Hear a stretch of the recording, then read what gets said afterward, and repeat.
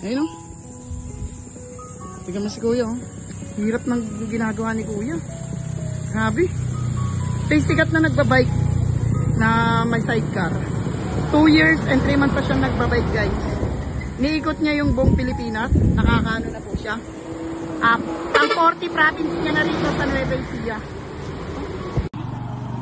Hello. Ano yun? Grabe ang bike nito. Ito guys, hindi guys. Scripted. Gulat ako sa gagawin niya ito. Wala.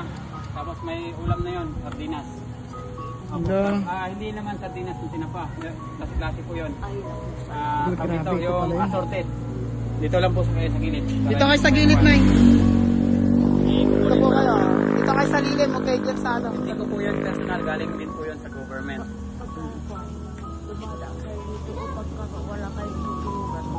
Sige po. Sige po. Walang problema. Kunin ko lang po yung bigas. Opo, sige na na. Ay, ganito lang po kayo.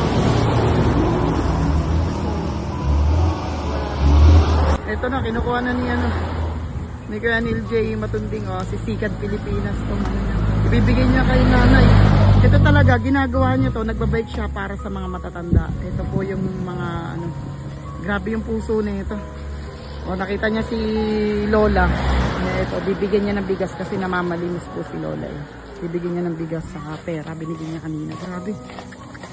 Saludo, salute.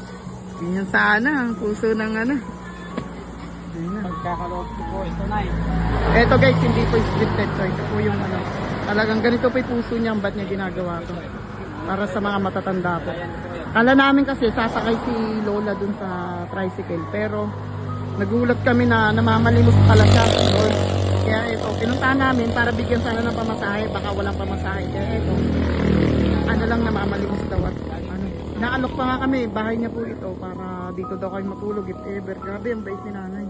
Mas mabait talaga to si Kuya Neil J. May kape po ito. Ito, kompleto na po yun na yun para hindi na kayo mamalimos sa sa labas. Masasagasaan pa po kayo doon. Kompleto na yun.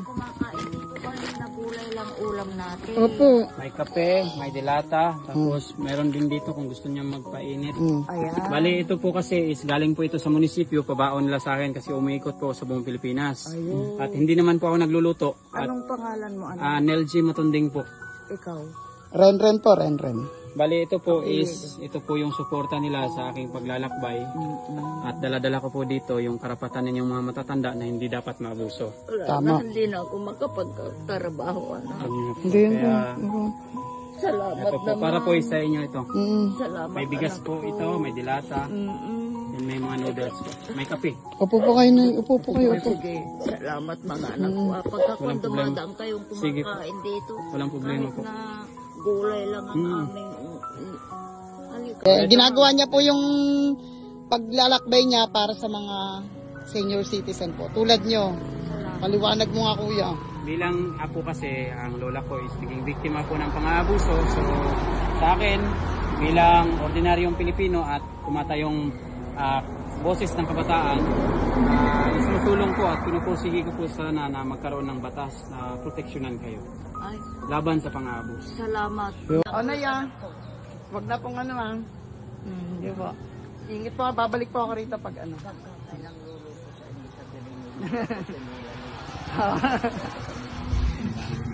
Wag na po kayong magtatambay dito para at delikado po. Ang daming Ito kami bahay nila. Ito pa, meron pa kape. Kape doon natira. Sa inyo na po yan po. Kaya ako. Grabe guys yung ginagawa ni kuya. Saludo ako rito at bilib ako dito. Ito talaga yung mga idol na ganito. Idol ko.